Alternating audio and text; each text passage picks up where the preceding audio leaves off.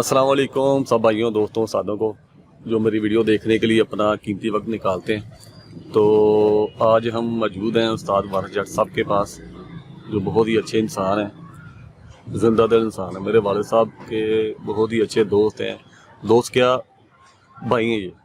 तो हमारे चाचा जी भी लगते हैं, उस्ताद भी लगते हैं, बड़ा अच्छा हमारे ताल्लुकात हैं। तो आज उस्ताद मोहतरम के पास बैठे थे, कबूतरों का भी शौक किया है, तो उनके साथ आज मैं आपको एक नुस्खे के बारे में भी बताऊंगा जो ब्रीडिंग के दरमियान हमें इस्तेमाल करना चाहिए। अस्सलाम वालेकुम उस्ताद जी। वालेकुम सलाम। उस्ताद जी की हाल चाल जी? शुक्र अल्हम्दुलिल्लाह। उस्ताद जी एक गल दसो मैनू, तुसीं माशाअल्लाह काफ़ी देर तो ना कबूतरों की ब्रीड करवा रहे जे। जी जी। तो तुहाडा शुभा ही ब्रीडिंग के नाल है। हाँ जी। तो उस्ताद जी मैं जाती भी खुद घट ही मल्टीविटामिन इस्तेमाल करना, मैं बहुत घट करना मैं। हाँ जी। ਤੇ ਅਕਸਰ ਕਬੂਤਰ ਬਰੀਡ ਕਰਦੇ ਥੋੜੇ ਜਿਹੇ ਕਮਜ਼ੋਰ ਹੋ ਜਾਂਦੇ ਨੇ, ਸੋਕਿਆਂ ਦੇ ਨੇ। ਕਈ ਕਬੂਤਰ ਐਸੇ ਨੇ ਜਿਹੜੇ ਆਪਣੇ ਪਰ ਲਟਕਾ ਜਾਂਦੇ ਨੇ ਵਿੱਚ, ਜਾਂ ਇੱਕ ਪਰ ਲਟਕਾ ਜਾਂਦੇ ਨੇ ਜਾਂ ਦੋ ਪਰ ਲਟਕਾ ਜਾਂਦੇ ਨੇ, ਤੇ ਬਰੀਡ ਦੇ ਦਰਮਿਆਨ ਹੀ ਕਬੂਤਰ ਕੋਈ ਪੈਰਾਂ ਤੋਂ ਰਹਿ ਜਾਂਦੇ ਨੇ, ਅਕਸਰ ਹੋ ਜਾਂਦਾ ਆ, ਕਮਜ਼ੋਰੀ ਹੋ ਜਾਂਦੀ। ਉਸਤਾਦ ਜੀ ਇਹਦਾ ਕੋਈ ਹੱਲ ਦੱਸੋ ਸਾਨੂੰ, ਕੋਈ ਬਿਹਤਰੀਨ ਜਾਂ ਤੁਹਾਡੇ ਅਜ਼ਮੂਦਾ ਹੋਵੇ।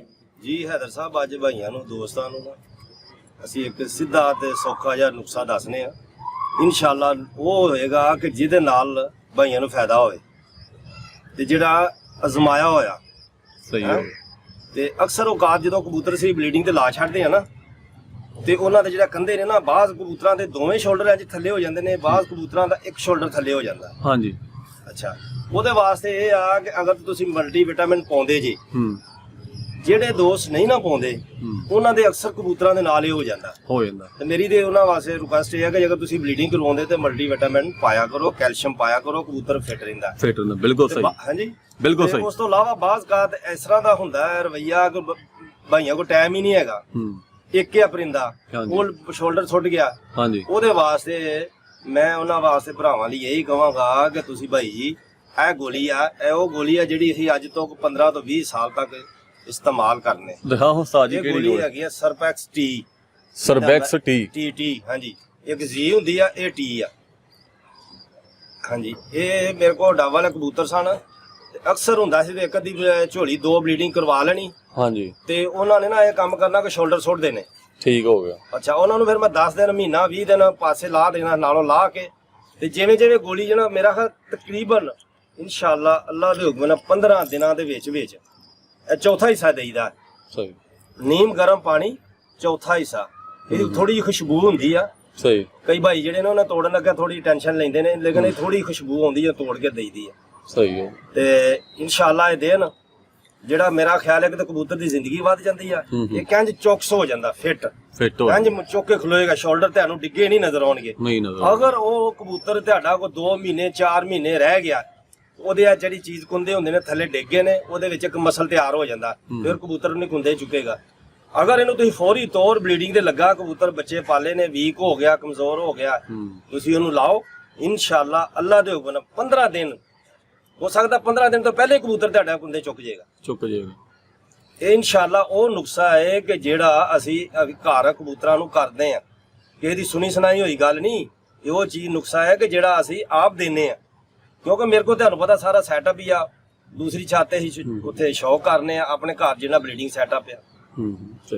ਲੋ ਜਨਾਬ, ਇਹ ਉਸਤਾਦ ਮੁਹਤਰਮ ਨੇ ਦੱਸਿਆ ਜੀ ਸਰਬੈਕਸ ਟੀ ਗੋਲੀ ਹੈ ਮਲਟੀ ਵਿਟਾਮਿਨ ਦੀ। ਇਹ ਪੀਲੇ ਰੰਗ ਦੀ ਜਨਾਬ ਗੋਲੀ ਹੁੰਦੀ ਹੈ। ਇਹ ਦੇਖੋ,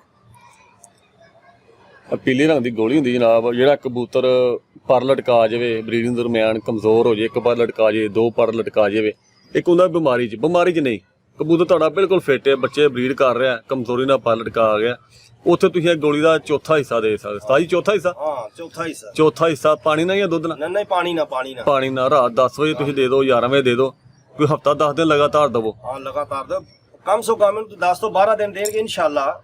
ਬੈਂਚ ਬੈਨ ਬਿਲਕੁਲ ਕਬੂਤਰ ਚੁੱਕ ਜਾਂਦਾ। ਸਹੀ ਹੋਗਾ। ਸਹੀ। ਇਹਦੇ ਵਿੱਚ ਕੋਈ ਜਿਹੜੀ ਚੀਜ਼ ਐਸੀ ਨਹੀਂ ਹੈਗੀ। ਇਹ ਤੇ ਬਾਜ਼ਾਰੋਂ ਲਿਆਓ, ਲਿਆ ਕੇ ਇੰਜ ਹੀ ਲਿਆਣ ਕੇ ਦੇ ਦਿਓ, ਕਬੂਤਰ ਨੂੰ ਲਹਿਦਾ ਕਰ ਦਿਓ, ਦੁਬਾਰਾ ਫੇਰ 5-4 ਝੋਲੀਆਂ ਪਿਲਾ ਲਿਓ। ਹਾਂਜੀ। ਲੋ ਜਨਾਬ, ਹੈਗੀ ਸਰਬੈਕਸ ਟੀ ਮਲਟੀ ਵਿਟਾਮਿਨ ਦੀ ਗੋਲੀ ਜਨਾਬ। ਕਬੂਤਰਾਂ ਵਾਸਤੇ ਜਿਹੜੇ ਕਬੂਤਰ ਪਰ ਲਟਕਾ ਜਾਂਦੇ ਨੇ, ਸ਼ੋਲਡਰ ਲਟਕਾ ਜਾਂਦੇ ਨੇ, ਉਹਨਾਂ ਤੁਸੀਂ ਦਵੋ।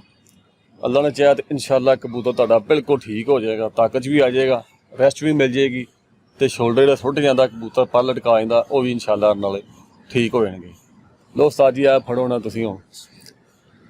ਉਸਤਾਦ ਜੀ ਇਹ ਹੋਰ ਕਿਤੇ ਇਸਤੇਮਾਲ ਕੀਤੀ ਜੀ ਗੋਲੀ ਇੱਥੇ ਹੀ ਇਸਤੇਮਾਲ ਕਰਦੇ ਜੇ? ਨਹੀਂ ਇਹ ਪ੍ਰਵਾਜ਼ਾਂ ਦੇ ਵਿੱਚ ਵੀ ਜਿਹੜੇ ਹੈਗੇ ਨਾ ਉਹ ਦੂਸਰੀ ਸੈਂਟਰਮ ਸੈਂਟਰਮ ਜੋ ਗੋਲੀ ਹਾਂਜੀ ਉਹਦੀ ਜਗ੍ਹਾ ਤੇ ਵੀ ਇਸਤੇਮਾਲ ਕਰ ਰਹੀ ਸੀ। ਬਾਅਦ ਮੇਰੇ ਦੋਸਤ ਭਾਈ ਨੇ ਜਿਹੜੇ ਉਸਤਾਦਾ ਕਰਾਮ ਨੇ ਨਾ ਉਹ ਤੇ ਇਹਨਾਂ ਨੂੰ ਪਾਣੀ ਜਦੋਂ ਪ੍ਰਵਾਜ਼ ਗਰਮੀ ਦੇ ਵਿੱਚ ਕਬੂਤਰ ਕਰਕੇ ਆਉਂਦਾ ਤਾਂ ਉਹਦੇ ਵਿੱਚ ਵੀ ਘੋਲ ਕੇ ਦੇ ਦਿੰਦੇ। ਸਹੀ ਹੋ ਕਿਉਂਕਿ ਕੈਲਸ਼ੀਅਮ ਬਹੁਤ ਤੇਜ਼ ਆ, ਫੌਰੀ ਤੌਰ ਕੰਮ ਕਬੂਤਰ ਕਾਇਮ ਹੋ ਜਾਂਦਾ। ਭਰਾਵਾਂ ਵਾਲੀ ਹੈਗਾ ਸਮਝੋ ਕਿ ਨੁਕਸਾ ਹੀ ਆ। ਨੁਕਸੇ ਵਿੱਚ ਵੀ ਇਸਤੇਮਾਲ ਹੋ ਜਾਂਦੀ ਹੈ, ਵਿੱਚ ਵੀ ਇਸਤੇਮਾਲ ਹੁੰਦੀ ਹੈ ਔਰ ਕਮਜ਼ੋਰੀ ਵਿੱਚ ਵੀ। ਸਹੀ ਹੋ ਗਿਆ। ਲੋ ਉਸਤਾਦ ਜੀ ਆ ਤੁਹਾਡੀ ਬੜੀ ਮਿਹਰਬਾਨੀ ਜਨਾਬ, ਤੁਸੀਂ ਆਪਣਾ ਕੀਮਤੀ ਟਾਈਮ ਦਿੱਤਾ ਹੈ, ਨੁਕਸਾ ਵੀ ਸਾਡੇ ਨਾਲ ਸ਼ੇਅਰ ਕੀਤਾ ਹੈ ਤੇ ਉਮੀਦ ਕਰਾਂਗਾ ਸਾਰੇ ਵੀਰ ਭਰਾ ਸਾਦਾ ਕਰਾਮ ਇਸ ਚੀਜ਼ ਤੋਂ ਫਾਇਦਾ ਉਠਾਉਣਗੇ। ਤੇ ਉਸਤਾਦ ਜੀ ਬਹੁਤ ਮਿਹਰਬਾਨੀ ਤੁਹਾਡੀ, ਬਹੁਤ ਸ਼ੁਕਰੀਆ ਜੀ। ਨਾਜ਼ਰੀਨ ਇੰਸ਼ਾਅੱਲਾ ਮਿਲਾਂਗੇ ਹੁਣ ਫਿਰ ਕਿਸੇ ਨੈਕਸਟ ਵੀਡੀਓ 'ਚ, ਤੇ ਸਾਨੂੰ ਇਜਾਜ਼ਤ ਦਿਓ। ਅੱਲਾ ਹਾਫਿਜ਼।